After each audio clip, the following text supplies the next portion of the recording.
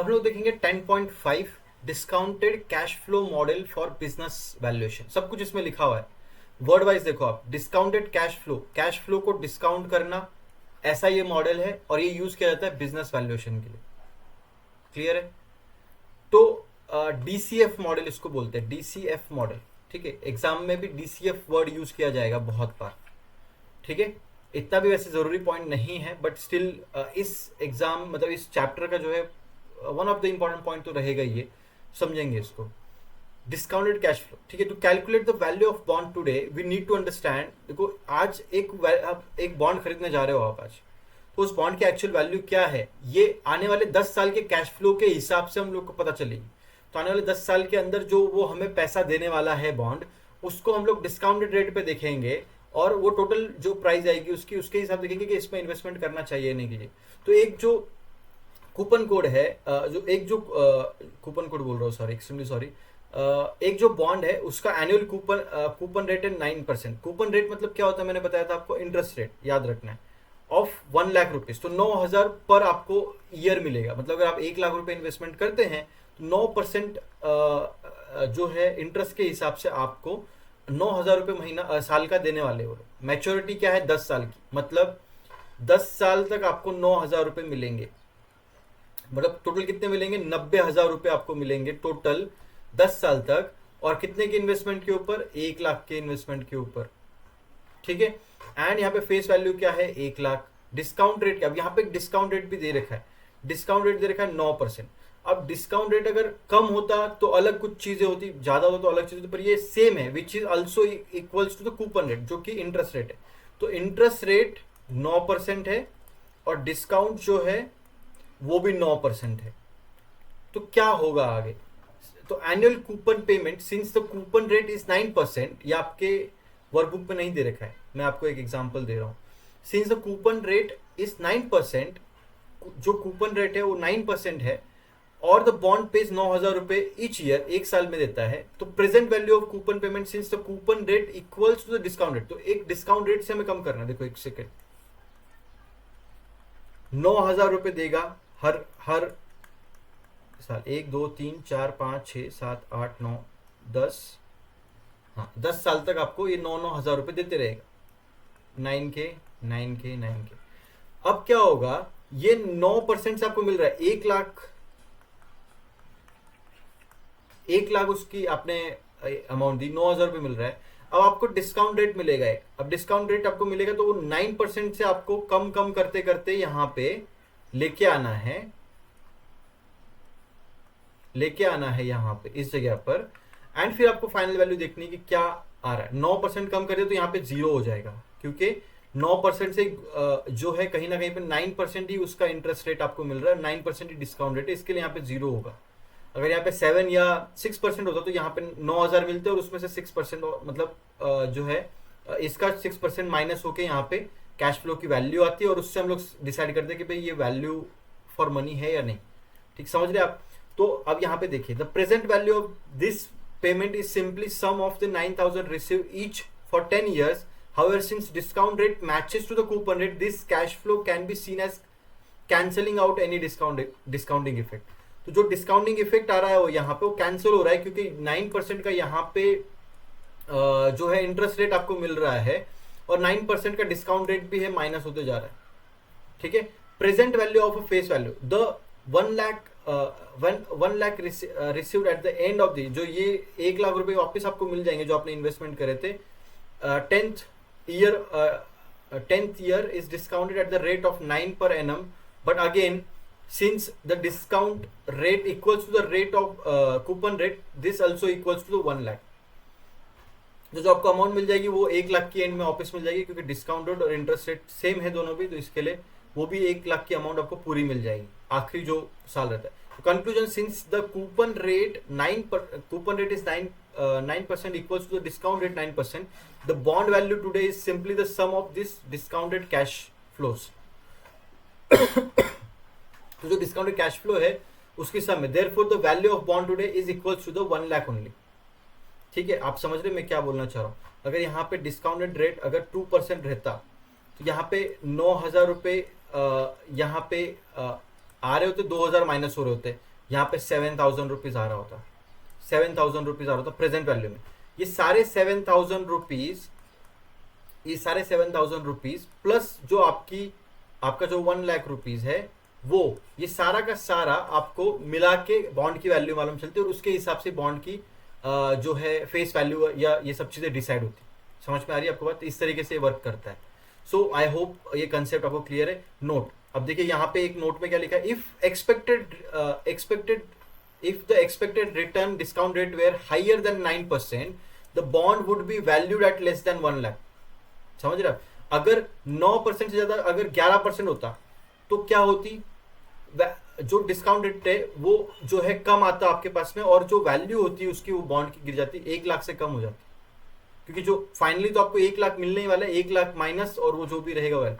If the expected rate of return were lower than 9%, the bond would be valued more than the 1 lakh rupees. I hope इतना आपको समझ में आ गया। अब ये एग्जाम्पल था, ये आपके वर्कबुक में नहीं दे रखा, ये खाली आपके अंडरस्टैंडिंग के लिए मैंने आपको बताया यहाँ पे। अब हम लोग पढ़ेंगे थियरी क्या है, जो आपके बुक में लिखा है वो पढ़ेंगे। Readers are advised to revise the basic present value and future value computation before going to ahead of the chapter। मैंने आपको बताया प्रेजेंट वैल्यू क्या है और फ्यूचर वैल्यू क्या है। फ्यूचर वैल्यू वो थी जो आने वाले टाइम में मिलने वाला है, और प्रेजेंट वैल्यू वो थी जो आपको मिल रहा है, मिलेगा, आपने हिसाब लगाया उस हिसाब से मिलेगा। तो देखिए, this is an example of discounted cash flow model for bond valuation. हालांकि ये एग्जांपल बुक में भी दे रखा होगा, पर वो अलग तरीके से दे रखा होगा जो हार्ड होगा, मैंने आपको इजी लैंग्वेज में यहाँ पे दिखाया। This is the example of discounted cash flow model for bond valuation, जो ऊपर दिया था। एक्चुअली एवरी एसेट और the liabilities is price in the same way. जो भी एसेट और लायबिलिटीज होते हैं वो इसी तरीके से प्राइस होती हैं। Assets are required at a cost and expectation is for this asset to generate the combination of earnings और द कैपिटल गेन्स। एक तो कैपिटल गेन क्रिएट कर दे आपके लिए, या फिर जो अर्निंग्स आ रहे हैं वो एक्सपेक्टेशन एसेट से होती है। If the bond is replace with the equity, the coupon will B, देखो अगर आपने बॉन्ड लिया है, कुछ क्या होते हैं, कन्वर्टिबल बॉन्ड्स होते हैं। कन्वर्टिबल मतलब इक्विटी में कन्वर्ट हो जाते हैं। आपको मैंने बताया था, याद होगा आपको, नहीं है तो वापस से पढ़ो, एग्जाम में आएगा, वो बहुत इंपॉर्टेंट पार्ट है। बॉन्ड अगर इक्विटी में कन्वर्ट होते हैं तो बॉन्ड में क्या मिलता है आपको, इंटरेस्ट रेट मिलता है, और वो इक्विटी में कन्वर्ट हो गया तो आपको डिविडेंड मिलेगा। बॉन्ड बेच के आपको फाइनल जो आपका जो इन्वेस्टमेंट जो अमाउंट, जैसे 1 लाख था ऊपर वाले बॉन्ड में एग्जांपल, वो मिलती है, उसको क्या बोलते हैं, जो सेल ऑफ इक्विटी। देखो यहाँ पे लिखा है, the bond is replace equity, the coupon will be replace with the dividends and redemption, value is expected sale proceed from the sale of equity. जो इक्विटी बेचेंगे तो हमें उसकी वैल्यू मिल जाएगी। However in the case of bond, okay, however in the case of bond, quantum of the cash flow and their timings were known. ये क्यों लिखा है यहाँ पे, क्योंकि इक्विटी में डिविडेंड कितना देगी कंपनी ये आपको नहीं पता है, ये आपको पता नहीं है, और अगर कल को न्यूज आ गई तो स्टॉक नीचे गिर जाएगा और वहां पे भी आपका नुकसान हो जाएगा। लेकिन बॉन्ड में ऐसी चीज नहीं है। बॉन्ड में आपको, जब आप बॉन्ड ले रहे थे तभी आपको बता दिया गया था कि 9% आपको इंटरेस्ट रेट मिलेगा, और आपकी जो वैल्यू है वो भी आपको मिलेगी। तो इसके लिए यहाँ पे लिखा है कि in case of bonds the quantum of cash flows and their timings, cash flow और टाइमिंग्स, मतलब कैश फ्लो मतलब जो आपको इंटरेस्ट रेट मिलेगा वो फिक्स है, एंड टाइमिंग्स जो है उसका एक टाइम के बाद में आपको 10 साल बाद में मैच्योरिटी के बाद में आपको आपके अमाउंट मिल जाएगी। Where known with the certainty, आपको पता है क्या होगा। In case of equity, quantum of cash flow, dividends and sales and that their timings are unknown and uncertain. मतलब आप कब बेचेंगे, क्यों बेचेंगे, डिविडेंड्स मिलेगा या नहीं मिलेगा, प्राइस बढ़ेगा या नहीं बढ़ेगा, ये अनसर्टेन है, यहाँ पे लिखा हुआ है। ठीक है। The concept of valuating an asset based on its cash flow can be extended to valuing business based on their earnings। ठीक है। तो जो कैश फ्लो है, जैसे आप कैश फ्लो को यूज करके करते हैं, वैसे ही आप अर्निंग्स को भी यूज कर सकते हैं, प्रॉफिट और उसका जो and terminal value, sales proceed from the asset. Okay, जो टर्मिनल वैल्यू करती है वो सेल्स होती हैं, और उसके अर्निंग्स, इससे भी आप बिजनेस को वैल्यूएशन कर सकते हैं। इसका, इस लाइन का मतलब ये है। ठीक है। While discounting the cash flow model are use to value businesses. ठीक है। अगर आप while discounted cash flow models are use to value the businesses, this valuation comes with the significant error of judgment. ठीक है। Obviously discounted cash flow models are use to value the business. ये जो valuation है इसके साथ में कुछ errors भी आते हैं जजमेंट के, because of inability to measure the quantum of timings. क्योंकि ऑब्वियसली यहाँ पे टाइमिंग्स नहीं बता रखे हैं यहाँ पे कहीं ना कहीं पे कैश फ्लो का टाइमिंग नहीं है या कैश फ्लो कितना आएगा ये डिसाइडेड नहीं होता है इक्विटी में, तो कहीं ना कहीं पे it's hard for you to you know या फिर इसमें कुछ ना कुछ एरर निकालोगे आप भी करोगे एरर, तो उस केस में better this model could be very sensitive to some input factors. Okay, तो ये जो मॉडल जो आपको दिखाया अभी डिस्काउंटेड कैश फ्लो मॉडल कहीं ना कहीं पे एक मतलब जो है एरर वाला है और इनपुट्स के हिसाब से वर्क करता है। तो यहाँ पे देखिए conceptually discounted cash flow model DCF approach to valuation is most appropriate approach for valuation when three timings are. अब ये इसके ऊपर क्वेश्चन आता है, ये फिक्स आएगा इस चैप्टर में से, ये क्वेश्चन आपको फिक्स आएगा, मतलब आएगा, मैं लिख के देता हूँ आपको। वहां पे पूछा जाएगा कि अगर dash dash model is appropriate when the three things are given, stream of cash flow, timing and ये तीन देखो, एक तो स्ट्रीम दे रखा होगा आपको। स्ट्रीम मतलब क्या कि कैश फ्लो कब कब आने वाला है, कहाँ से आने वाला है, कहाँ से कैश फ्लो आने वाला है। स्ट्रीम दे रखी है, टाइमिंग कब कब आने वाला है, unexpected rate of return to investor, कितने परसेंट से उसका आपको कैश फ्लो आने वाला है। तो ये अगर आपको पता होगा तो आप डीसीएफ यूज कर सकते हो, ये बताना चाह रहे हैं। तो डीसीएफ अगर ये तीन वैल्यू दिए हैं तो डीसीएफ ही निकलेगा, ये समझ जाओ। इसके बाद में ऑप्शन होंगे DCF, FC, FF, FC, FE और कुछ तो, और एफसी कुछ तो दे रखा होगा आगे यहाँ पे नीचे मॉडल में, समझ रहे हो आप। तो आपको यहाँ पे डीसीएफ मॉडल सिलेक्ट करना है। समझ में आ गया? सिंपल सा था एकदम, कुछ हार्ड नहीं, मुझे लगता नहीं कुछ हार्ड है। अगर आपको कॉम्प्लिकेट ना करो इसको तो बेटर होगा। मैं इसको डिलीट कर देता हूँ पहले ऊपर वाले एरिया को, ताकि हम लोग लैग नहीं करें नीचे।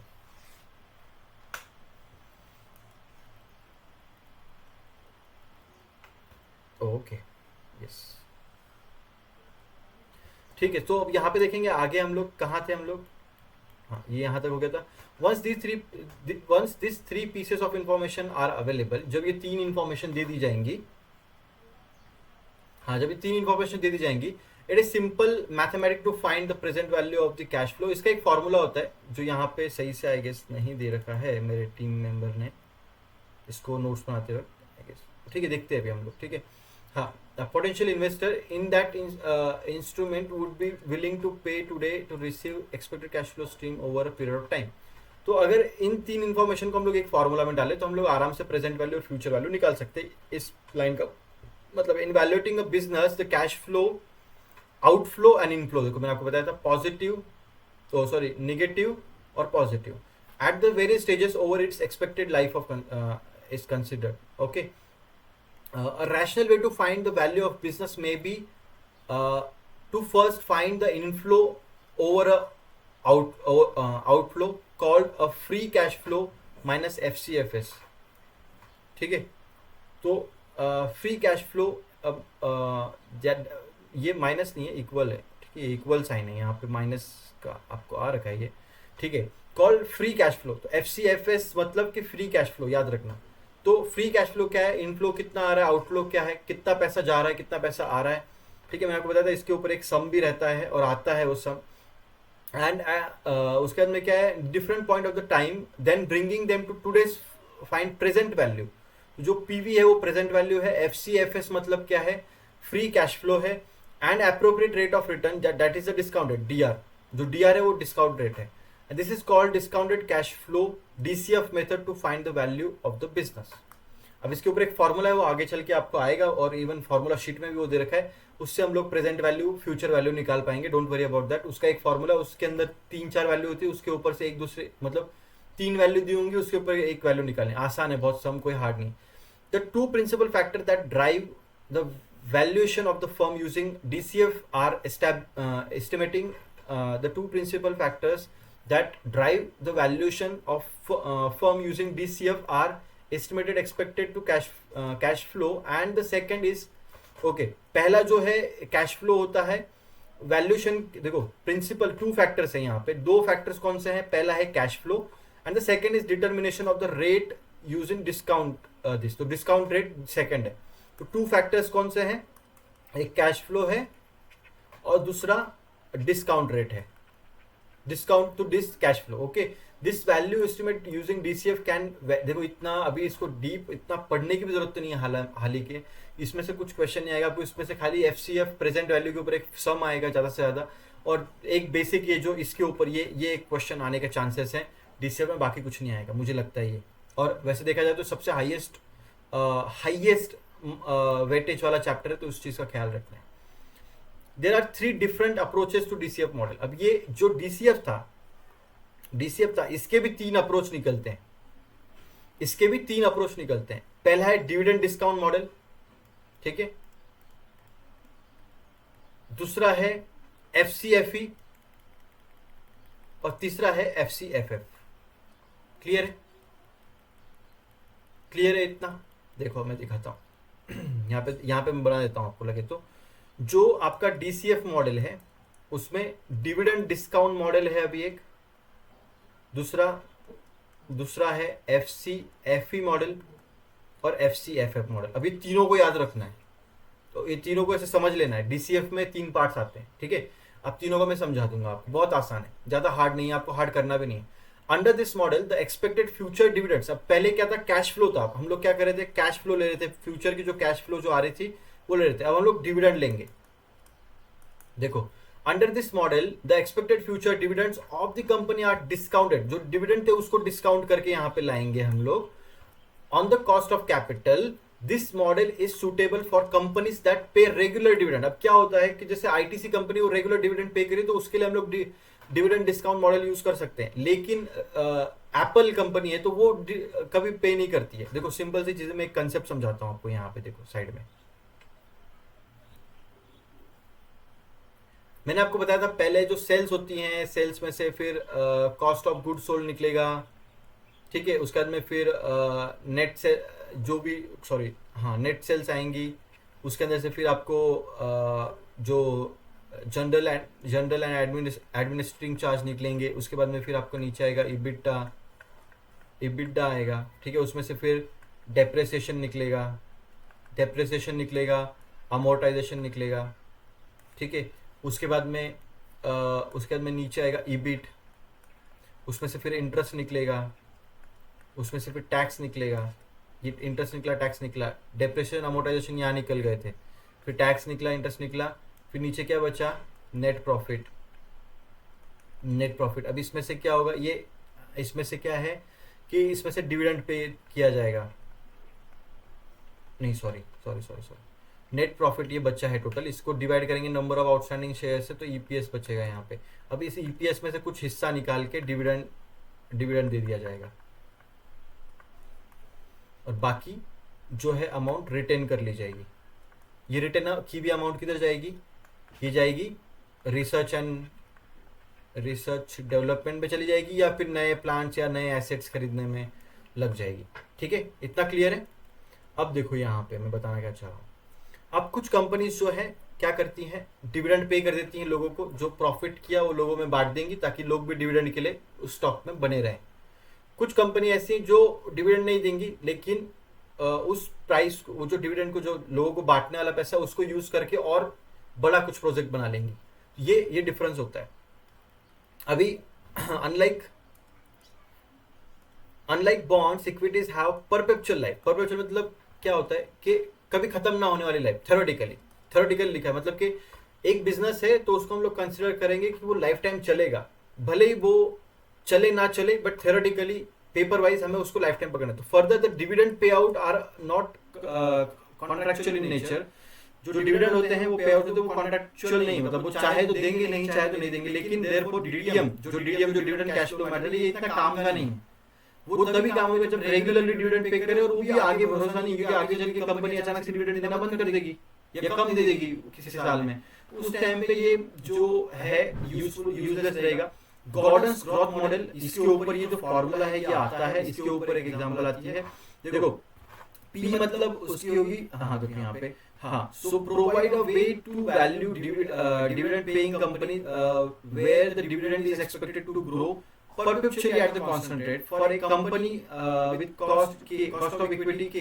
तो आपको क्या हुआ, कॉस्ट ऑफ इक्विटी दे रखी होगी, ग्रोथ रेट दे रखा होगा, डिविडेंड दे रखा होगा, तो आपको प्रेजेंट वैल्यू निकालनी होगी, सॉरी प्राइस निकालनी होगी, या फिर आपको प्राइस दे रखी होगी, डिविडेंड दे रखा होगा तो आपको ग्रोथ निकालना होगा कॉस्ट ऑफ इक्विटी के साथ, या फिर आपको इक्विटी निकालनी होगी।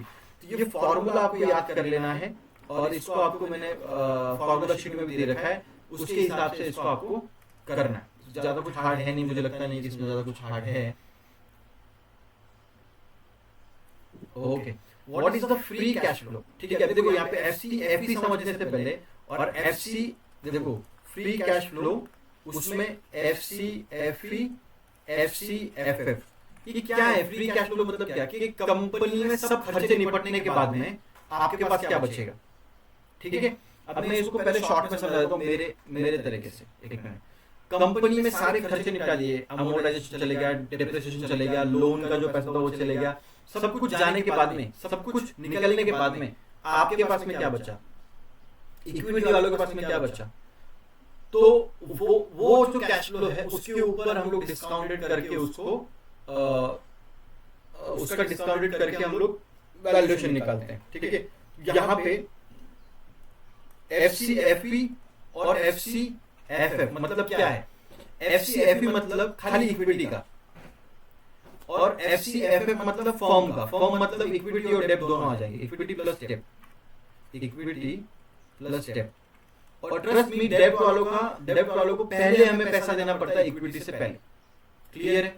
इतना समझ में आ गया? ऑब्वियसली बात है, अगर आपकी कंपनी कल को बिकने के लिए निकली, सबसे पहले आप किसका पैसा दोगे? जिनका लोन लिया है, जिनसे वो देना पड़ेगा, फिर इक्विटी वालों को मिलेगा, तब तक नहीं मिलेगा। तो ये चीज को आपको समझना है, ये चीज को समझना। अब देखो एफसीएफएफ, उससे पहले हम देखेंगे फ्री कैश फ्लो क्या है। Before dividing into FCFP and FCFF, it is important to understand what is the free cash flow. FCF क्या होता है? It is FCF represents the cash of the company generates after it's covered all its capital expenditure like buying equipment, building, ये सब होने के बाद में, अगर कोई बिल्डिंग खरीदनी थी, कुछ इक्विपमेंट खरीदना था, उसके बाद में भी कैश बचा। मेरा लैग हो गई होगी सिस्टम।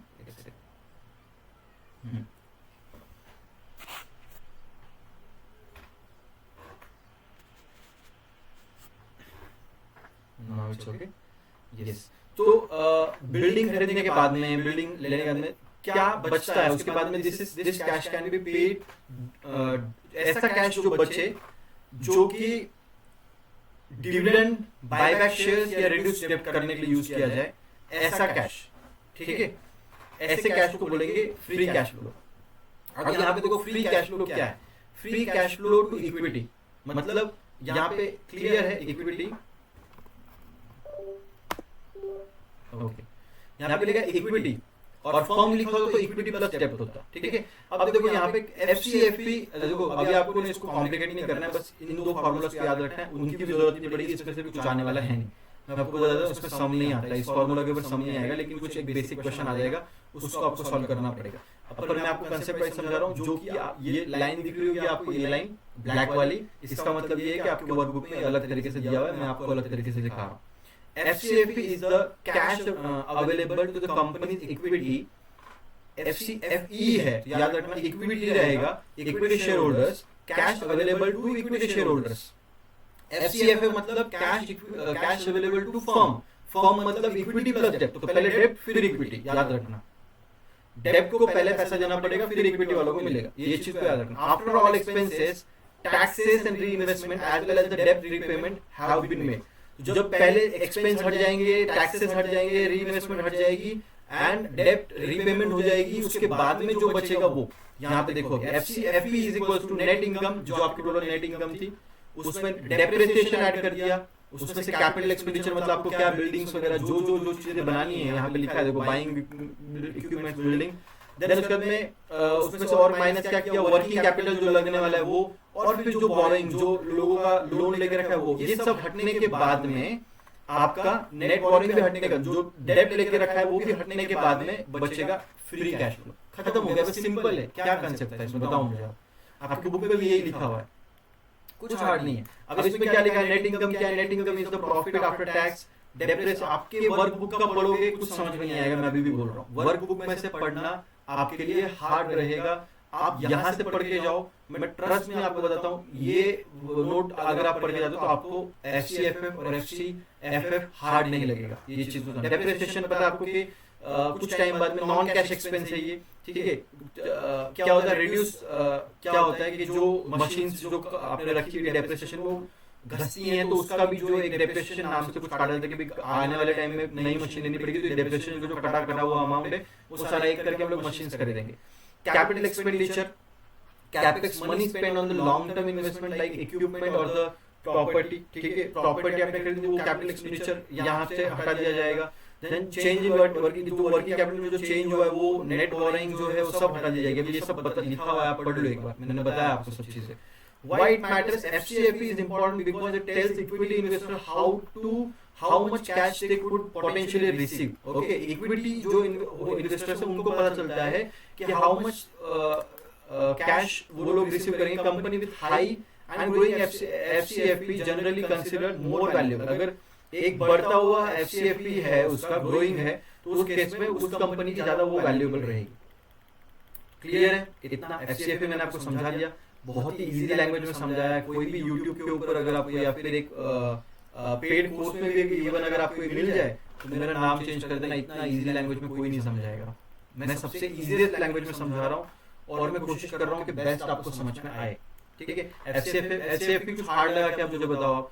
अब एक काम करना, वर्कबुक में पढ़ के देखना FCFE को कुछ समझ में आता है कि मुझे बताओ, और मैं समझाता हूँ तो देखो यहाँ पे, ठीक है। FCFE is the cash available to all companies capital providers.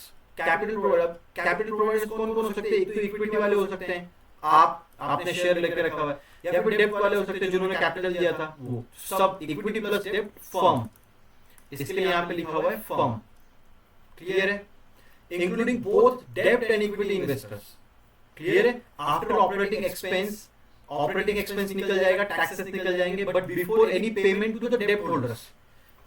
पहले हमने क्या किया था, देखो यहाँ पे क्या किया था, हमने नेट बोरिंग हटा दी थी। यहाँ पे नेट बोरिंग हमने हटा दी थी, डेब्ट को हमने निकाला था यहाँ से, वर्किंग कैपिटल में ऐड किया था, सॉरी, और फिर उसको माइनस किया था, ठीक है। यहाँ पर देखो अभी आप यहाँ पे कुछ डेब्ट का है क्या? डेब्ट से पहले की चीज है, और डेब्ट से पहले जो होता है हम लोग, एक सेकंड, ईबिट यहाँ पे क्यों लिया? क्योंकि इसमें इंटरेस्ट और टैक्स है, मतलब डेब्ट वालों को पैसा दिया हुआ नहीं है अभी तक।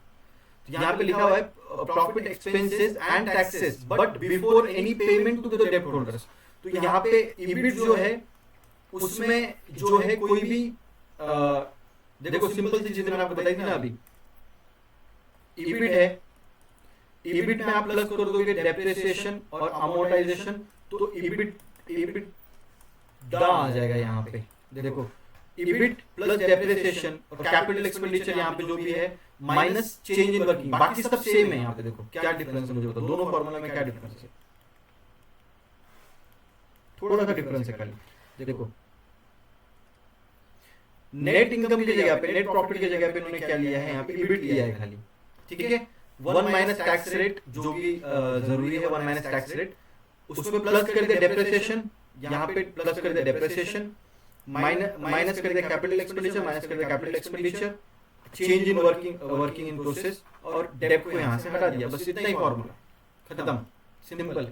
यहाँ पे दे रखा है व्हाई इट मैटर्स, FCFE पे सिग्निफिकेंट। अब यहाँ पे आप इसको पढ़ लेना, यहाँ पे ईबिट टैक्स रेट क्या है, तो tax percentage of the tax company need to pay, जितना टैक्स पे करना है उसका कैपिटल डेप्रिसिएशन वगैरह सब यहाँ पे सेम एज FCFE की कैलकुलेशन दे रखा है ऊपर, पढ़ लेना। FCFE is significant for all investors, both equity and debt holders, because it shows how much cash of the company generated before making any payment to debt holders. तो debt holder को देने से पहले कितना कंपनी ने पैसा कमाया वो समझ में आता है। ये भी सेम है, अगर ये बढ़ रहा है और ग्रो कर रहा है तो कहीं ना कहीं पे it's kind of good for the company और वैल्यूएशन, ठीक है। की डिफरेंस बिटवीन FCFE क्या है, अभी आप पढ़ लोगे क्या या मुझे बताना पड़ेगा? की डिफरेंस क्या है दोनों में? FCFE is for equity share holders, ठीक है। FCFE is for the capital providers, that is both equity and debt holders, equity and debt holders. Yes, debt consideration, FCFE account for debt by adding net borrowing add कर देते हैं उसमें, where the FCFE calculated before the debt payment are made. Then use cases, FCFE is often used by equity, जो equity shareholders है उनके द्वारा FCFE use किया जाएगा, और जो डेब्ट वाले हैं या फिर पूरा फर्म का जिनको करना वो FCFE से करेंगे। बस यहाँ पे वो लिखा हुआ है, सिंपल है, सिंपल लाइंस हैं, सिंपल वर्ड्स हैं, इनको आपको देखना है और आपको इसको समझना है। तो एंटायर फर्म, इसको आप देखिए यहाँ पे इंक्लूडिंग बोथ इक्विटी एंड डेब्ट लिखा हुआ है, यहाँ पे सिर्फ इक्विटी आएगा, यहाँ पे इक्विटी एंड डेब्ट आएगा। क्लियर है?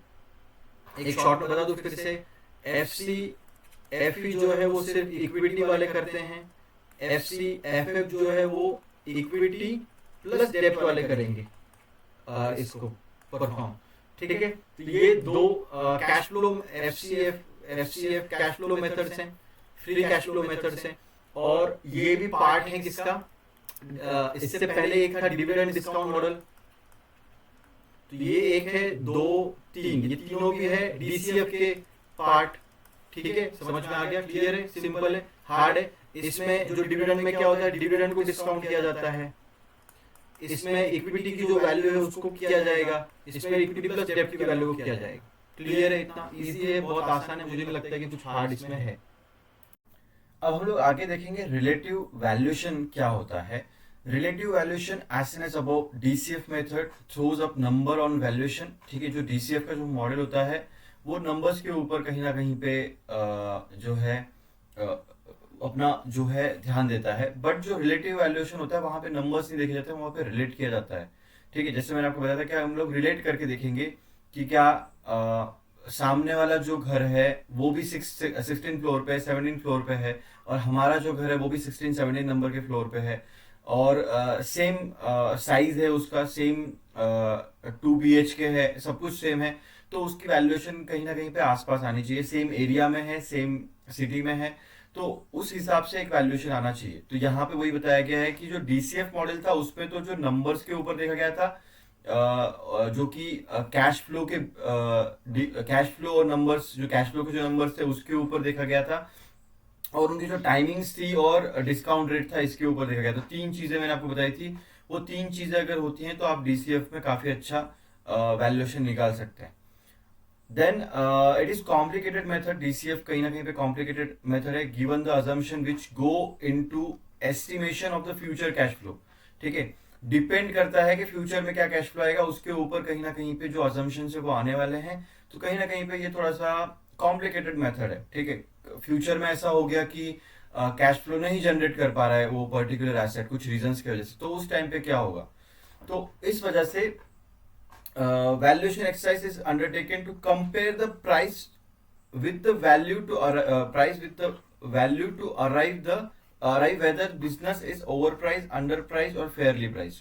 तो valuation exercise ऐसी जो कि undertaken की गई to compare price दे रहे हैं तो वैल्यू मिल रही है नहीं मिल रही है, ये हम लोग कंपेयर करेंगे एंड उससे पता करेंगे कि whether the business is over price, मतलब क्या हम लोग ज्यादा पैसा तो नहीं दे रहे हैं या सही पैसा दे रहे हैं या कम पैसा, मतलब कहीं हम लोग ऐसा तो नहीं है कि वैल्यू जो कोई एसेट है या फिर जो कोई स्टॉक है या कोई कंपनी है उसकी जो प्राइस है वो 500 रुपीज है एक शेयर की, और टोटल शेयर्स हमें मिल रहे हैं 50 लाख रुपए में, तो ऐसा तो नहीं है कि हम लोग ये ओवर प्राइस है और एक शेयर की कीमत होनी चाहिए थी 450 रुपए, और टोटल जो कंपनी की वैल्यू जो टोटल जो कंपनी की वैल्यू वो 4,50,000 रुपए होनी चाहिए थी। तो क्या ऐसा तो नहीं है कि हम लोग ज्यादा पैसे दे रहे हैं, हम लोग ज्यादा पैसे दे रहे हैं तो मतलब 500 रुपए ओवर प्राइस है, लेकिन 450 रुपए जो है एक नॉर्मल वैल्यू है, फेयरली प्राइस है। ठीक है, तो यहाँ पे this help analyst to make their recommendation buy, sell और होल्ड। इसके ऊपर से आपने देखा होगा जी बिजनेस के ऊपर मॉर्निंग में क्या होता है, सारे एनालिस्ट वहां पे आके बैठते हैं और आपको बोलते हैं कि ये हमें लगता है कि ओवर प्राइस है, ये लगता है कि ओवर प्राइस तो बोलेंगे गिर जाएगा, बोलेंगे अंडर प्राइस है, फेयरली प्राइस मिल रहा है, पी रेशो सही है, प्राइस टू बुक रेशो सही है, या कंपनी डेप्ट फ्री है, तो ये सब फलाना इनका बता के आपको बोलेंगे कि आप ये शेयर जो है इसको खरीद सकते हैं 450 के टारगेट के लिए, 400 रुपए पे चल रहा है, 450 पे आप इसको रखो। तो आपने देखा होगा मॉर्निंग टाइम में जी बिजनेस हो गया, सीएनबीसी आवाज हो गया, यहाँ पे आपको ये सब चीजें दिखती हैं। तो वो क्या करते हैं, वो देखते हैं प्राइस को कंपेयर करते हैं वैल्यू से कि क्या वैल्यू जो है उस कंपनी की है। तो instead of finding absolute valuation of business we may like to compare what we get. ठीक है, डायरेक्टली आप वैल्यूएशन एब्सोल्यूट वैल्यूएशन डायरेक्टली ढूंढना, इससे अच्छा आप कहीं ना कहीं पे आप देखते हो कि क्या आपको मिल रहा है विथ व्हाट वी पे। जो हम लोग पे कर रहे हैं उसके लिए हमें क्या मिल रहा है, जो मैंने आपको बताया ना, वॉरेन बफेट का एक कोट था स्टार्टिंग में, क्या था वो, price what we pay and value what we get. Okay, तो यहाँ पर भी वही लिखा है, व्हाट वी गेट, ठीक है, एंड व्हाट वी पे, क्या हम लोग पे कर रहे हैं उसके हमें क्या मिल रहा है, ठीक है। So to arrive the sense of valuation, what we pay is the price and what we get is the earnings and the asset of the business. Okay, शायद से मैंने कॉर्ड गलत बोला था, एक बार आप खुद से देख लेना, ठीक है। Therefore if we can compare price with earnings and assets, तो जो हमारी जो प्राइस होती है उसको अगर हम लोग कंपेयर करें अर्निंग्स और उसके एसेट से, तो कहीं ना कहीं पे हमें पता चलता है कि एक इसका राइट वैल्यूएशन हो रखा है। We can get sense of valuation, not absolute valuation, but whether something is cheap और एक्सपेंसिव। तो क्या जब वैल्यूएशन आप करोगे तो क्या आप सही वैल्यूएशन करोगे? क्या हर एक कंपनी सही वैल्यूएशन कर सकती है? क्या हर किसी के लिए सेम वैल्यू रहेगा कि नहीं? कभी कभी आपके लिए कोई चीज की कीमत, आपके लिए देखो सिंपल सी चीज है, सिंपल सी चीज है, ठीक है। एक जो है डायमंड, डायमंड का टुकड़ा मिला है, तो क्या उसकी वैल्यूएशन हर कोई सेम करेगा? क्या नहीं करेगा हर कोई सेम। हर कोई, अगर आप 10 ज्वेलर्स के पास में जाओगे तो हर कोई आपको अलग अलग एक अमाउंट देने के लिए रेडी रहेगा, उसमें जो सबसे बेस्ट रहेगा आप उसको दे के अपना डायमंड दे दोगे, ठीक है। तो कहीं ना कहीं पे आपको ये समझना पड़ेगा अर्निंग बेस्ड वैल्यूएशन मैट्रिक्स क्या है। अभी देखो, इससे पहले हमने रिलेटिव वैल्यूएशन देख लिया, रिलेटिव वैल्यूएशन के नाम में ही सब कुछ लिखा हुआ है, देखिए रिलेट करना है चीजों से तब जाके वैल्यूएशन निकलेगा, ठीक है। रिलेट करना है प्राइस को वैल्यू से, अगर आप प्राइस पे कर रहे हो तो वैल्यू मिलेगा या नहीं मिलेगा, ठीक है। ये समझ में आ रहा होगा आपको, बहुत ही सिंपल कंसेप्ट है। हालांकि रिलेटिव वैल्यूएशन के ऊपर मुझे लगता नहीं है कि कुछ क्वेश्चन आना भी चाहिए, बट स्टिल आप एक बार उसको पढ़ लेना। मुझे नहीं लगता है कि इसमें कुछ ज्यादा आएगा रिलेटिव वैल्यूएशन में, इसके लिए मैंने उसको बहुत स्पीडली, एकदम फास्ट स्पीड में आपको समझा दिया, ठीक है। सो बढ़ते हैं अब आगे, क्या है आगे देखें, अर्निंग बेस्ड वैल्यूएशन मैट्रिक्स क्या होते हैं। देखो पहला है, देखो अब हम लोग अर्निंग बेस्ड वैल्यूएशन मैट्रिक्स देख रहे हैं, तो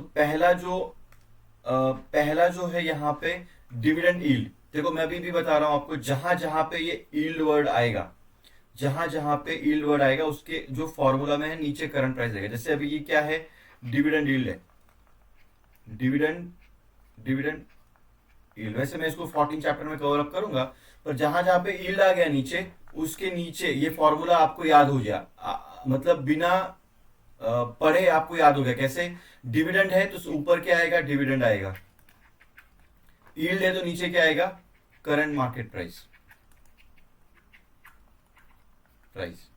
ठीक है।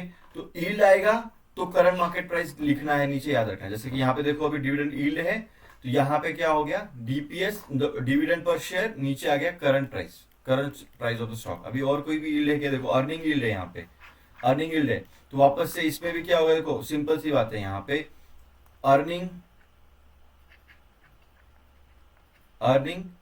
यील्ड, तो इसका क्या फॉर्मूला आएगा, ऊपर यील्ड का स्पेलिंग गलत लिखा है क्या मैंने, हाँ गलत लिखा है, कोई नहीं। देखो अर्निंग यील्ड का फॉर्मूला क्या आएगा, ऊपर क्या आएगा, अर्निंग्स, मतलब क्या, एक सेकंड, ऊपर क्या आएगा, अर्निंग्स मतलब क्या, अर्निंग पर शेयर, ईपीएस। यहाँ पे क्या आया था, डिविडेंड पर शेयर, खाली डिविडेंड नहीं आएगा, टोटल डिविडेंड नहीं आएगा, यहाँ पे डिविडेंड पर शेयर, ठीक है। वैसे यहाँ पे क्या आएगा, नीचे अर्निंग पर शेयर, ठीक है, ईपीएस पता है आपको, उसके नीचे क्या आएगा, करंट प्राइस, ठीक है। इजी था, सारे यील्ड के आपको फॉर्मूला याद हो गए अभी, मुझे नहीं लगता है। एक और यील्ड होता है करंट यील्ड, इसको याद रख लो, करंट यील्ड वो होता है बॉन्ड के लिए। तो बॉन्ड में क्या आता है, बॉन्ड की जो वैल्यू होती है वो, मतलब फेस वैल्यू, राइट, नीचे क्या आएगा, bond value, sorry bond value आएगी, बॉन्ड वैल्यू पर बॉन्ड, मतलब जो भी वैल्यू रहेगी, वैल्यू पर बॉन्ड या current market price of bond, और नीचे क्या रहेगा, एक सेकेंड सॉरी,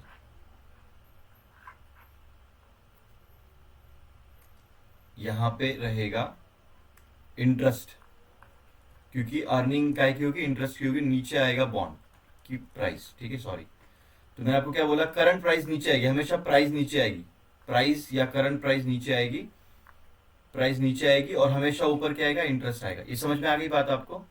यहाँ तक क्लियर है? मुझे लगता नहीं कि आपको ये दिख रहा होगा। हाँ, ये देखो, ये ऊपर इंटरेस्ट आएगा। So I hope is that clear to you very well. और अब मैं बढ़ता हूँ आगे।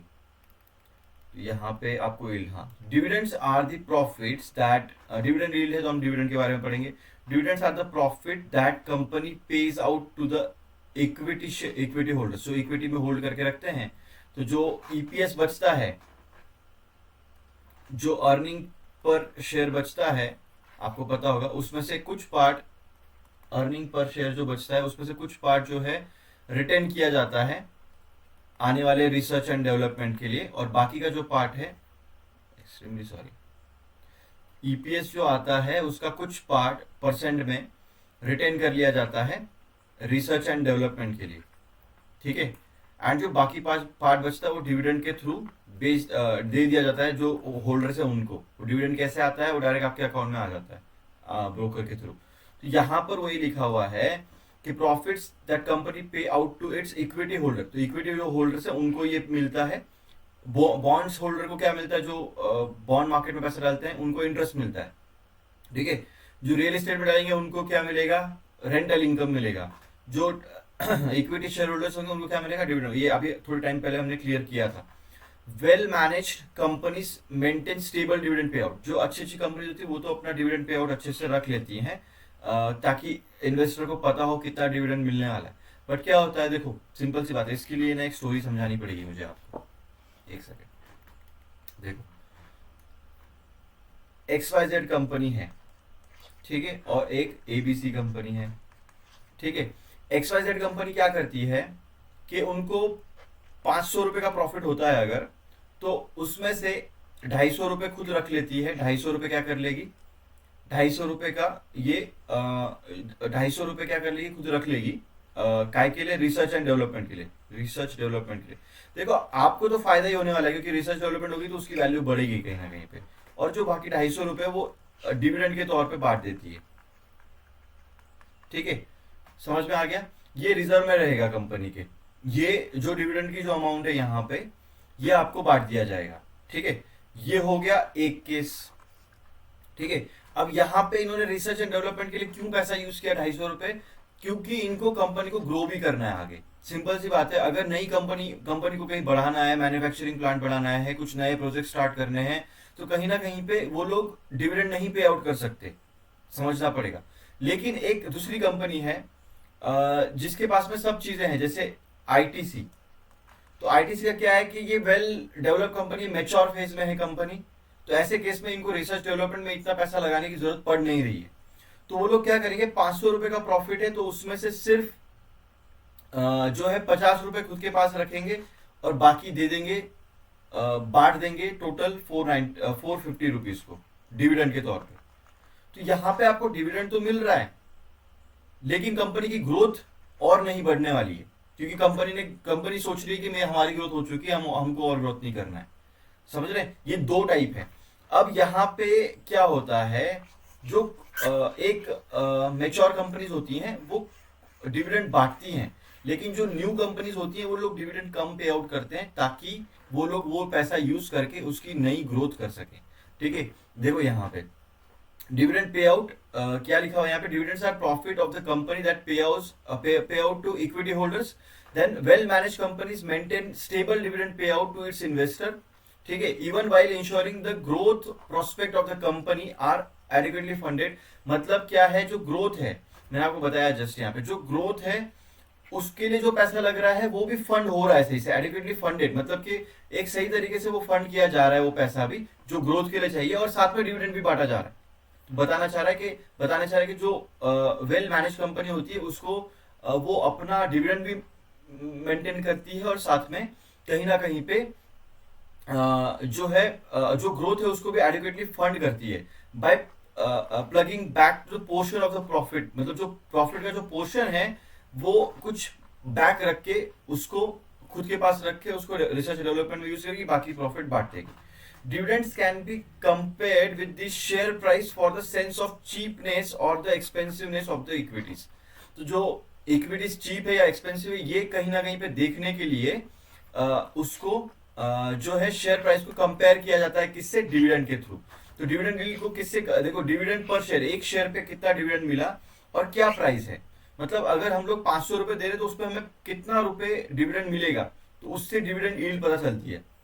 जैसे कि अगर 50 रुपए का स्टॉक है और डिविडेंड 5 रुपए दे रही है, तो स्टॉक के प्राइस का 10% मतलब 5 रुपए जो है 10% होता है, 10% जो है हमें डिविडेंड मिल रहा है स्टॉक के प्राइस का। मतलब अगर 50 रुपए आप दे रहे हो एक शेयर के लिए, तो एक शेयर पे आपको कहीं ना कहीं पे 10% का डिविडेंड मिलेगा। तो ये जितना हाई रहेगा आपके लिए उतना, अब भले ही यहाँ पे डिविडेंड कितना भी ज्यादा कम हो, शेयर के प्राइस के हिसाब से डिविडेंड यील्ड पता चलता है। 200 रुपए का स्टॉक है, उसमें खाली 5 रुपए डिविडेंड मिल रहा है, तो खाली 2.50% हुआ, तो कहीं ना कहीं पे डिविडेंड कम है। अब यहाँ पे प्राइस डिवाइड बाय डिविडेंड भी होता है एक, यहाँ पे देखिए आप, तो प्राइस को जो है डिवाइड कर देंगे डिविडेंड से, तो उल्टा करेंगे, 50 डिवाइड बाय 5 तो यहाँ पे आगे 10, 100 डिवाइड बाय 5 तो आगे 20।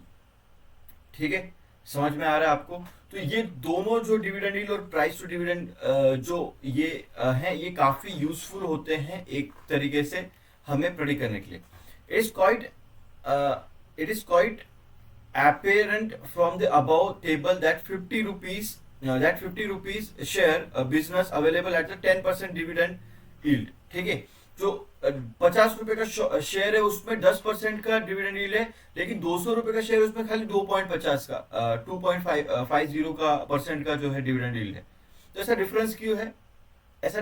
क्योंकि 50 रुपए के शेयर पे आपको, अगर 50 रुपए का एक शेयर लिया तो उस पर 5 रुपए डिविडेंड मिल रहा है, और वही 200 रुपए का शेयर लेके आपको 5 रुपए ही डिविडेंड मिल रहा है। तो 200 रुपए इन्वेस्ट करके खाली 5 रुपए डिविडेंड मिलेगा, और 50 रुपए इन्वेस्ट करके 5 रुपए का डिविडेंड मिलेगा, तो कहाँ ज्यादा फायदेमंद रहोगे आप मुझे बताओ। आप सिंपल सा एक प्रेडिक्शन देखो, आपको 2 शेयर्स में देता हूँ, ए है, दूसरा शेयर का नाम बी है। ए शेयर में आपको खाली 50 रुपए डालना है और 5 रुपए का सालाना डिविडेंड आपको मिलेगा, और दूसरे शेयर में 200 रुपए डालना है तो आपको सालाना 5 रुपए का डिविडेंड मिलेगा। कौन सा शेयर आपके लिए सही रहेगा? आप बोलेंगे यार जयेश भाई मैं क्यों 200 रुपए यहाँ पे डालूं, इसकी जगह पे मैं यहाँ पे 4 शेयर खरीद लूंगा तो मुझे यहाँ पे 20 रुपीज का डिविडेंड मिलेगा। यहाँ पे मैं 200 रखता हूँ तो खाली 5 रुपए मिलेगा, यहाँ पे मैं 4 शेयर खरीद लूंगा 200 रुपए के तो मुझे 20 रुपए का डिविडेंड मिलेगा। ये डिफरेंस आता है। तो जिस शेयर का डिविडेंड यील्ड हाई रहेगा वो शेयर कहीं ना कहीं पे आपके लिए बेटर रहेगा। यहाँ पे प्राइस टू डिविडेंड यहाँ पे, तो अगर 5 रुपए का डिविडेंड मिल रहा है तो कितना प्राइस आप उसके लिए पे कर रहे हो। ठीक है, the price to dividend ratio is measures what the market price is willing to pay rupee of dividend. मैंने आपको बताया कि अगर 1 रुपए का डिविडेंड मिल रहा है आपको, नीचे वाला 1 रुपए का डिविडेंड मिल रहा है, तो उसके लिए आप कितना प्राइस पे करने वाले। ठीक है, at market price of 200 rupees the dividend yield ratio is 2.5।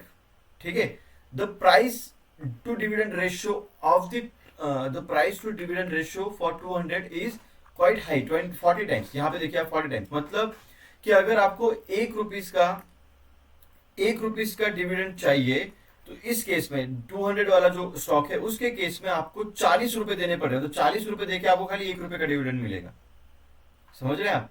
लेकिन यहाँ पे 10 रुपए देके 1 रुपए का डिविडेंड मिल रहा है। तो ये भी जितना देखो डिविडेंड यील्ड हाई होना चाहिए और प्राइस टू डिविडेंड रेशियो कम होना चाहिए, मतलब कम पैसा देके ज्यादा डिविडेंड मिल रहा है। ये दो डिविडेंड के जो रेशियोज हैं ये काफी यूजफुल होते हैं एक तरीके से पता करने के लिए। प्राइस टू डिविडेंड रेशियो जितना कम रहेगा उतना अच्छा है, डिविडेंड यील्ड रेशियो जितना ज्यादा रहेगा उतना आपके लिए अच्छा है। आई होप कंसेप्ट आपको समझ में आ रही है। इफ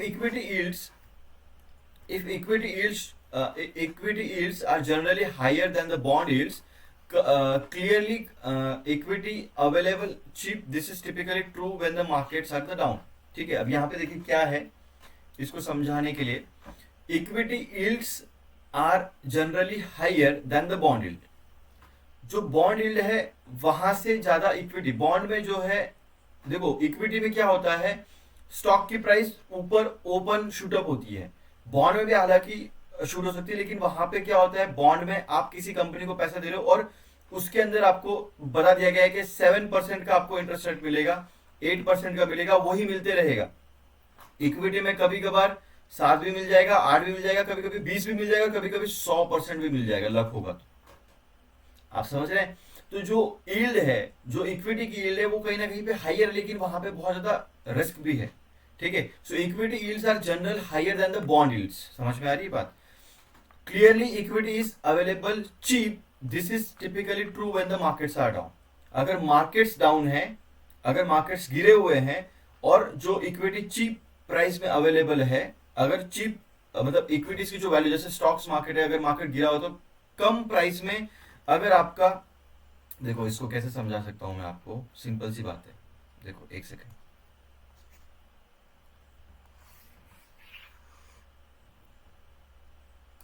देखो दो चीज हैं, इक्विटी यील्ड और बॉन्ड यील्ड। बॉन्ड यील्ड, ठीक है। इक्विटी यील्ड मतलब क्या? इक्विटी यील्ड मतलब कि एक तरीके से कितना इक्विटी के ऊपर कितना, देखो प्राइस ऑफ स्टॉक वही आएगा, और जो है इक्विटी मतलब स्टॉक, इक्विटी की जो वैल्यू है वो, ठीक है। इक्विटी यील्ड मतलब आपको फॉर्मूला इसका कोई बनाना नहीं, या फिर एग्जाम में इसका यूज होने वाला, मैं समझाना क्या चाह रहा हूं आप वो समझो। देखो अगर प्राइस ज्यादा है, अगर प्राइस ज्यादा है, अगर प्राइस ज्यादा है तो ऑब्वियसली इसको डिवाइड में है तो ये वैल्यू कम आएगी, इक्विटी यील्ड की वैल्यू कम आएगी। अगर प्राइस हाई है तो इक्विटी यील्ड क्या होगा? कम होगा। यहां पे देखो आप, अगर अगर बुल मार्केट है, अगर बुल मार्केट है, मैंने आपको बोला प्राइस हाई है, बुल मार्केट में क्या होगा? ऑब्वियसली प्राइस हाई होंगी, प्राइस हाई होंगी तो यहां पे डिविडेंड यील्ड की जो वैल्यू है वो कम हो जाएगी, राइट। सिंपल सी बात, देखो मैं आपको समझाता हूं। यहां पे सपोज स्टॉक की प्राइस 500 रुपए है, और सॉरी यहां पे हम लोग ईपीएस जो है, ईपीएस जो है वो है 50 रुपए का, और जो प्राइस है स्टॉक की वो है 500 रुपए की। तो यहां पे क्या होगा? 0.10% की, सॉरी इक्विटी यील्ड, देखो सिंपल सी बात है, यहां पे क्या होगा कि आपको 0.10% मतलब इंटू 100 होता है, हमेशा याद रखना, 1% का आपका यहाँ पे इक्विटी यील्ड आ रहा है, ठीक है। कैसे करते हैं इसको, कैसे करते हैं इसको? देखो समझो, ध्यान से देखो, इक्विटी जहां जहां पे यील्ड आएगा, जब आंसर आएगा आपका उसका पॉइंट में आंसर आएगा 0 पॉइंट, तो इसको 100 से मल्टीप्लाई करना है, याद रखना है, याद रखना है इस चीज को, ठीक है। ये आपको एग्जाम में काफी यूजफुल रहेगा। यहां पे देखो अभी तो यहां पे 500 रुपए प्राइस है, इसके लिए 0.10% आया। अगर मैं इस प्राइस को बढ़ा दूं, अगर मार्केट बुल है, ये 500 रुपए का शेयर पहुंच गया 1500 रुपए, ओ सॉरी 1000 रुपीज, 1000 रुपीज पहुंच गया, ठीक है। तो यहां पे क्या होगा? जब प्राइस बढ़ेगा, जब प्राइस बढ़ेगा, ऊपर बढ़ेगा, समझो चीज को, जैसे ही प्राइस बढ़ेगा, देखो यहाँ पे मैं एक सेकेंड कैलकुलेटर ओपन कर लेता हूँ आपके लिए, क्रोम ओपन हो गया भूल से,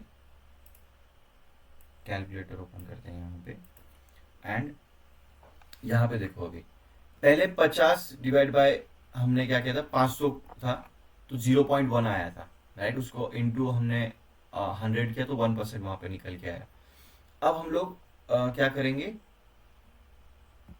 अब हम लोग क्या करेंगे, 50 डिवाइड बाय 1000 करें, क्योंकि प्राइस बढ़ गई, बुल मार्केट में आ गए, ठीक है। 0.05 आया इंटू 100, मतलब सॉरी 1% तो नहीं आएगा, 0.05 इंटू, हाँ ठीक है, ओके मैं समझ रहा हूँ, गलत आ रहा है। मैं देखो सिंपल सी बात है, 100 का 5% क्या आएगा? 5 आएगा, राइट। तो समझ में आना चाहिए, कैलकुलेटर थोड़ा सा उसके लिए साइंटिफिक कैलकुलेटर चाहिए, बट यहाँ पे आप समझो कि जैसे जैसे यहाँ पे नीचे का वैल्यू बढ़ेगा, वैसे वैसे यहाँ पे कहीं ना कहीं पे इसकी वैल्यू जो है वो कम होते जाएगी।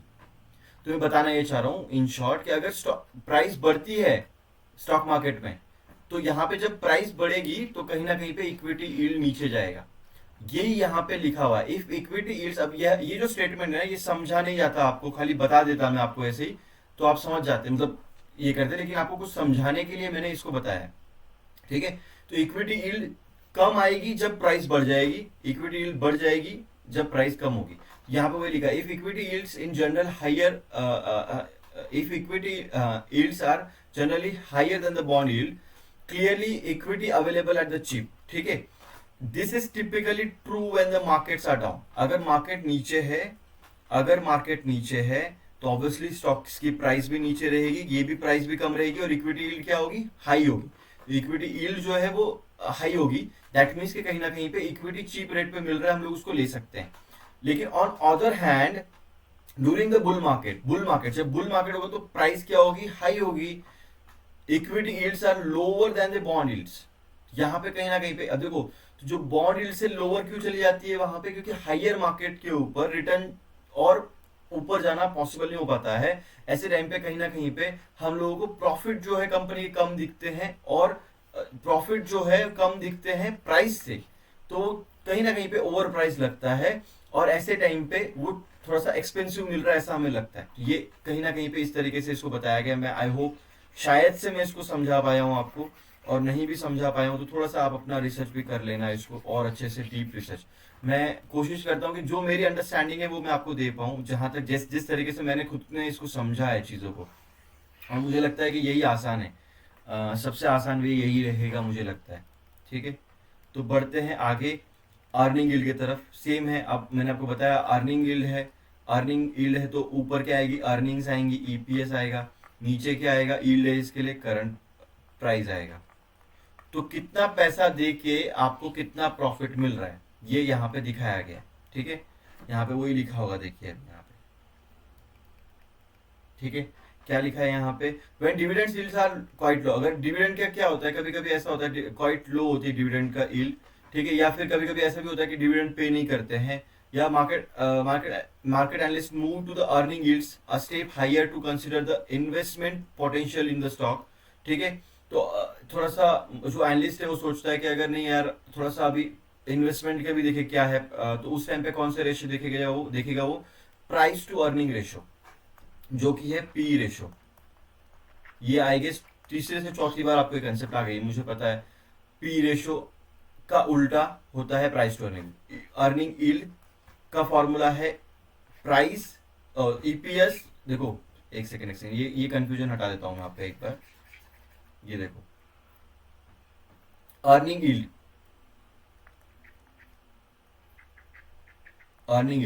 तो क्या बोला था मैंने, ऊपर क्या आएगा, ईपीएस आएगा, नीचे क्या आएगा, यील्ड आएगा, ठीक है। इससे नीचे क्या आएगा, ईपीएस आएगा, नीचे क्या आएगा, करंट प्राइस आएगा। अगर मैं इसको उल्टा कर दूं तो, इसको ऊपर कर दूं, इसको नीचे कर दूं तो current price divide by EPS. ओ हाँ ईपीएस, तो क्या आएगा, ये किस चीज का फॉर्मूला याद है आपको, प्राइस टू अर्निंग रेशियो। मैंने आपको कहता है टू मतलब क्या है, नीचे price to earning ratio EPS, price to earning ratio, तो ये पी रेशियो का फॉर्मूला है। समझ में आया चीज। तो अर्निंग यील्ड का उल्टा क्या है, प्राइस टू अर्निंग रेशियो, ये समझाना था मुझे आपको। ओके सो लेट्स सी, अब देखिए यहाँ पे क्या है। अर्निंग यील्ड का फॉर्मूला लिखा है earning per share EPS divide by current price of the stock. मैंने आपको जैसे बताया reciprocal of this earning yield is price to earning ratio, जो मैंने अभी आपको बताया वही price to earning ratio is equal to current price divide by EPS. So EPS represents net profit divide by number of shares. अगर आपको बोलेंगे कि भाई ईपीएस निकाल के दिखाओ, ईपीएस क्या है, तो आपको पता है क्या है, जो कंपनी को टोटल प्रॉफिट हुआ है नेट प्रॉफिट, उसको जब टोटल आउटस्टैंडिंग शेयर कर देंगे शेयर्स कर देंगे तो आ जाएगा आपका ईपीएस। ईपीएस मतलब क्या, अर्निंग पर शेयर, एक शेयर पे कितना अर्निंग हुआ। तो एक शेयर पे कितना अर्निंग होगा तो कैसे निकलेगा, नेट प्रॉफिट जो है टोटल प्रॉफिट है उसको आउटस्टैंडिंग शेयर से डिवाइड कर देंगे। मतलब अगर टोटल प्रॉफिट है 500 रुपए, ठीक है, 500 रुपए का टोटल प्रॉफिट आया है, ये टोटल नेट प्रॉफिट है, और शेयर्स हैं टोटल 10, टोटल पूरे कंपनी के शेयर्स ही 10 है खाली, तो 500 डिवाइड बाय 10 आ जाएगा 50 रुपीज आपका ईपीएस, अर्निंग पर शेयर। एक शेयर की कितनी कमाई, क्लियर है इतना यहां तक। So generally only part of EPS is distributed as a dividend and part of return for the company's future expense. मैंने अभी आपको बताया ईपीएस का कुछ पार्ट रिटेन कर लिया जाता है फ्यूचर एक्सपांशन के लिए, फ्यूचर ग्रोथ के लिए, एंड बाकी का जो है वो डिवाइड कर डिविडेंड में दे दिया जाता है। The P ratio indicates that the amount of money investor need to invest receive 1 unit of profit. 1 rupees का प्रॉफिट करने के लिए कितना प्राइस देना पड़ता है। मुझे नहीं लगता है कि पी रेशियो मुझे आपको वापस बताने की जरूरत है, 2 से 3 बार मैं आपको बता चुका हूं, आप खुद पढ़ लीजिए इसको। However, the share of the company with higher growth potential is or lesser risk should at the एक second ना। However, the share of the company with higher growth potential or lesser risk should trade at the premium to its peer group। देखो simple सी बात है, अगर कोई company बहुत अच्छा कर रही है, उसकी प्राइस जो है वो, देखो क्या होता है, इसको कैसे समझाएंगे। देखो यहाँ पे अगर 5 कंपनीज हैं, इनको पीयर्स बोला जाएगा। 5 कंपनीज कौन से? 5 कंपनीज एक सेक्टर के 5 कंपनीज, मतलब एक ही सेक्टर में आईटीसी, हिंदुस्तान यूनिलीवर और भी जो एफएमसीजी स्टॉक्स है वो सारे आ जाएंगे, तो वो हो गए एक दूसरे के पीयर्स। उसको हम लोग कंपेयर करेंगे एक दूसरे से कि कितना पैसा देके कितना प्रॉफिट मिल रहा है, तो प्राइस टू अर्निंग रेशियो हम लोग देखेंगे। वहां पे लिखा है कि a stock with higher P compared to its peer group numbers and the P is considered as expensive. अगर हाई बाकी जो पीयर है उससे ज्यादा पी रेशियो है, तो दैट मीन्स कि वो एक्सपेंसिव मिल रहा है, कहीं ना कहीं पे वो स्टॉक एक्सपेंसिव है। लेकिन ऑब्वियसली बात है शेयर जो कंपनी है विथ हायर ग्रोथ पोटेंशियल, अगर किसी कंपनी का हाई ग्रोथ पोटेंशियल है और उसका जो रिस्क है वो भी कहीं ना कहीं पे लेस है, should trade at the premium to its peer. तो जब अगर सिंपल सी बात है, मैंने आपको बताया प्राइस टू अर्निंग रेशियो, कितना प्राइस आप दे रहे हैं इतने प्रॉफिट के लिए, तो कितना आप रिस्क ले रहे हो इतने प्रॉफिट के लिए।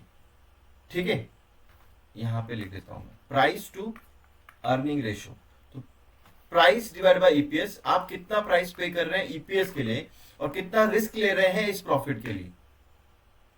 ठीक है, तो सिमिलरली यहाँ पे क्या लिखा है, तो share companies with higher growth potential, अगर किसी कंपनी के हायर ग्रोथ पोटेंशियल है और लेस रिस्क है उसका, तो वो शेयर जो है प्रीमियम पे ट्रेड करेगा टू इट्स प्रीमियम ग्रुप, मतलब कि वो जो उसकी वैल्यू है उससे काफी ऊपर ट्रेड करेगा। Similarly share of the companies with lower growth potential, अगर किसी कंपनी का लो ग्रोथ पोटेंशियल है तो वो उसके पीयर से कम डिस्काउंट रेट के ऊपर ट्रेड करेगा।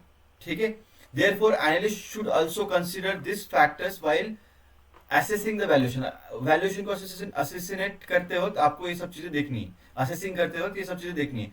Further the company's earnings are for further the company's earning for the particular period whereas the price is at particular point, therefore it is important to ensure that the period of reference for EPS is appropriate from the investor point of view। देखो company की जो earnings होते हैं are particularly period where the price, देखो क्या होता है, आपका जो प्रॉफिट है वो एक ही बार आने वाला है साल में। ठीक है, तो अगर साल के स्टार्टिंग में ईपीएस आ गया, मतलब सिंपल सी बात है, देखो सिंपल सी बात है, एक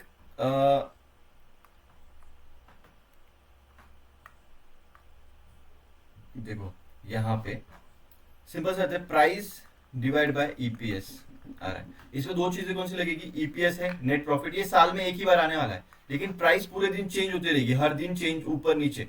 तो प्राइस अगर ऊपर जाती है कभी नीचे गिरती है, तो वो भी आपको पता होना चाहिए कि आप वैल्यूएशन कब कर रहे हो उसका। ठीक है, most often investor assess companies based on their future potential rather than the past performance. ठीक है, तो क्या होता है, इन्वेस्टर असेस करते हैं companies based on their future potential, कि आगे आने वाले टाइम में कितना प्रॉफिट जनरेट करेगा, ना कि पहले कितना किया है। पीछे तो प्रॉफिट जनरेट कर दिया, लेकिन आगे वाले टाइम में कुछ गड़बड़ तो नहीं करेगा। तो ये चीजें देखी जाती है। Therefore they tend to give higher importance to estimated future earnings, जो फ्यूचर अर्निंग्स है उसको ज्यादा वैल्यू दी जाती है कंपेयर टू रिपोर्टेड ईपीएस। तो पहले जो रिपोर्ट किया गया ईपीएस से पहले जो प्रॉफिट हो चुका है, उससे ज्यादा फ्यूचर में जो एस्टिमेट अर्निंग्स है उसको ज्यादा वैल्यू दी जाती है। ठीक है,